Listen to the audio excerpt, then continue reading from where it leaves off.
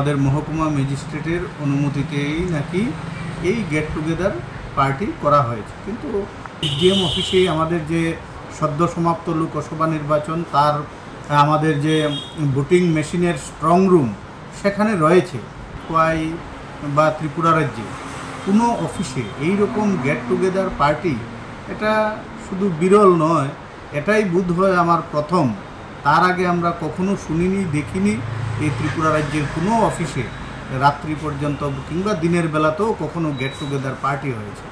তো আমরা এইরকম ঘটনা আমরা অপ্রত্যাশিত, আমরা চাই আগামী দিনে প্রশাসন যেন সেই ব্যাপারে সতর্ক হয়। সকালবেলা আমরাও ব্যাপারটা লক্ষ্য করি।